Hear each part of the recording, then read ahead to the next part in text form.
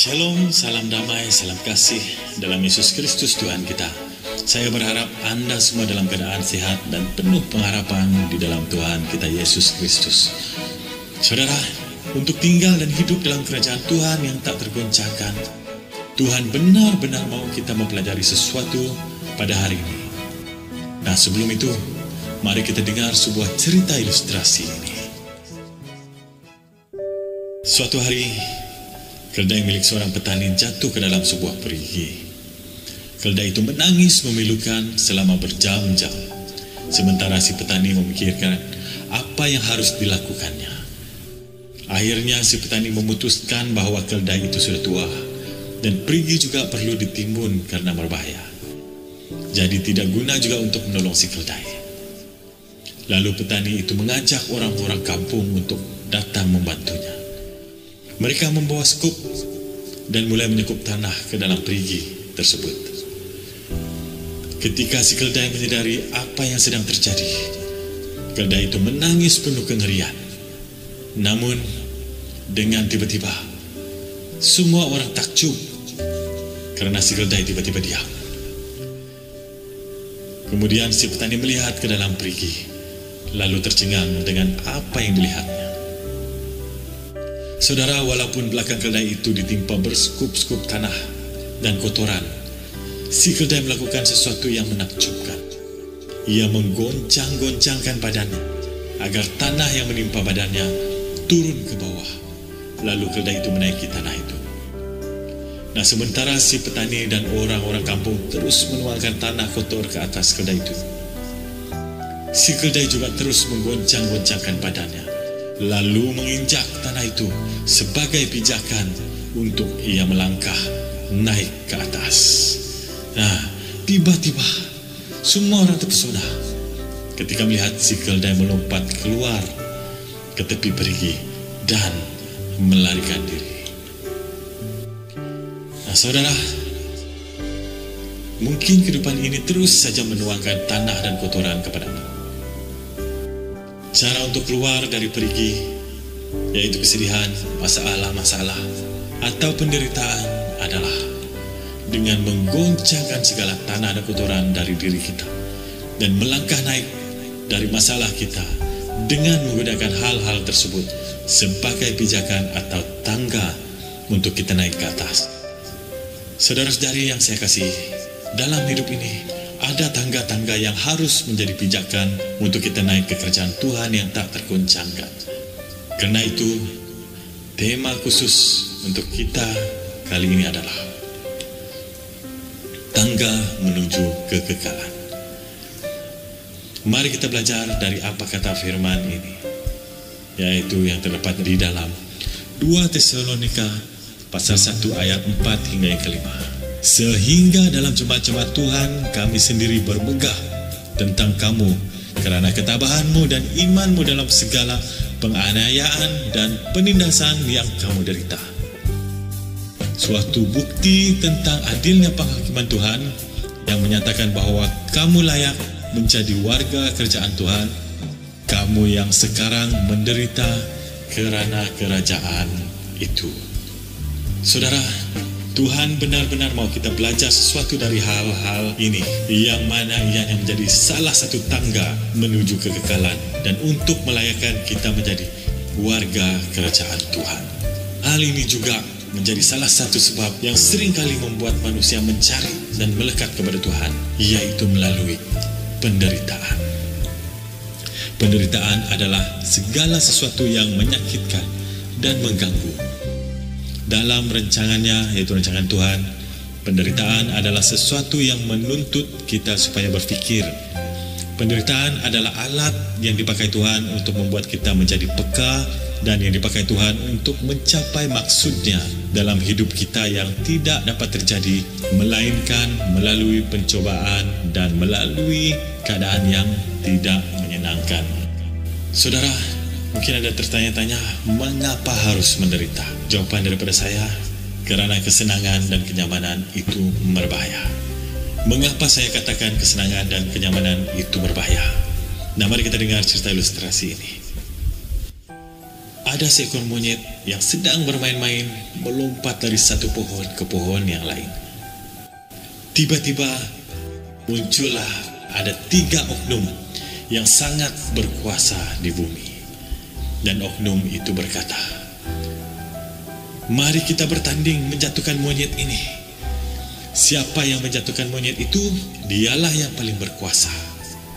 Nah, oknum itu adalah matahari, hujan, dan angin.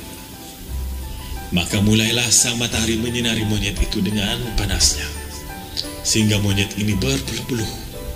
Matahari pun berkata, monyet itu akan berpeluh-peluh sampai lemah dan sampai pingsan. Namun saudara, sampai 1 jam, 2 jam, tetapi itu tidak terjadi. Kemudian tiba giliran hujan. Hujan pun berkata, aku akan memberikan hujan yang begitu keras sehingga monyet ini gemetar kedinginan dan akhirnya terjatuh dari pohon. Tetapi itu tidak terjadi, saudara. Semakin keras hujan itu memberikan dirinya, semakin kuat dan semakin keras monyet ini memeluk pohon. Maka sampailah bagian angin. Angin itu meniup dengan sangat lembut, sepoi-sepoi. Tidak ada yang keras, tidak ada yang menakutkan. Tiba-tiba cuaca menjadi begitu nyaman untuk monyet ini beristirahat. Pada waktu ia mula beristirahat dengan tenangnya, kemudian datanglah perasaan mengantuk. Pelan-pelan monyet ini tertidur dengan nyaman di atas pohon itu.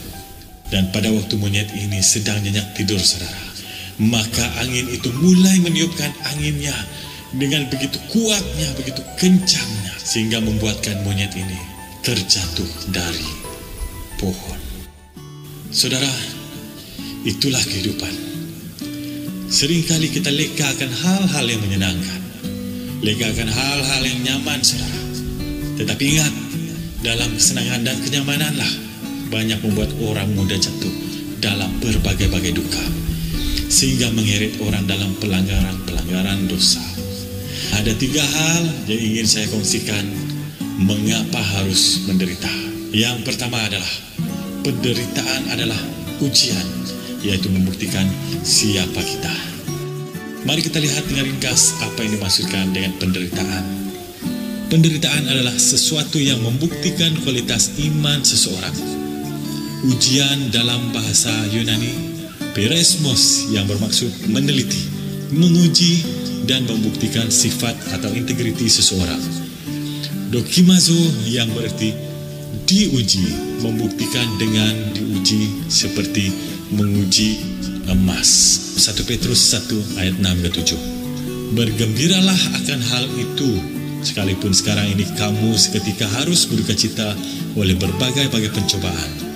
Maksud semuanya itu ialah untuk membuktikan kemurnian imanmu yang jauh lebih tinggi nilainya daripada emas yang fana, yang diuji kemurniannya dalam api sehingga kamu memperoleh puji-pujian dan kemuliaan dan kehormatan pada hari Yesus Kristus menyatakan dirinya. Saudara, terbuktinya kemurnian emas itu ia harus diuji dalam bara api, saudara. Nah, kenapa emas harus selalu proses ini adalah agar setiap kotoran-kotoran, batu-batu, dan tanah-tanah yang melekat pada emas itu dipisahkan, sehingga emas itu berkilau-kilau murni, tiada lagi kotoran-kotoran yang melekat padanya. Begitu juga kita, saudara. Tuhan membenarkan ujian-ujian hidup terjadi atas manusia, karena Tuhan mau pisahkan segala kotoran-kotoran yang ada pada manusia, sehingga manusia itu benar-benar murni seperti emas yang murni. Oleh karena itu, setiap penderitaan yang datang adalah ujian bagi kita yang menentukan siapa kita, saudara. Nah, mari kita lanjutkan terus ke poin yang kedua. Penderitaan adalah suatu proses. Roma 5 ayat 3-4. Dan bukan hanya itu saja, kita malah bermegah juga dalam kesengsaraan kita, karena kita tahu bahwa kesengsaraan itu menimbulkan ketekunan, dan ketekunan menimbulkan tahan uji, dan tahan uji menimbulkan pengharapan. Saudara, Tuhan membenarkan semuanya terjadi dengan satu alasan, Semuanya itu adalah sebuah proses belajar dan kita harus melewati setiap tingkatnya. Karena penderitaan adalah suatu proses, maka memerlukan waktu. Hasil yang diharapkan Tuhan melalui pencobaan dan penderitaan hidup memerlukan waktu dan juga kesabaran, sehingga menimbulkan pengharapan buat kita yang percaya. Maka itu, jadilah seseorang yang selalu siap menjalani tantangan yang datang. Ketiga, penderitaan tidak dapat dihindari.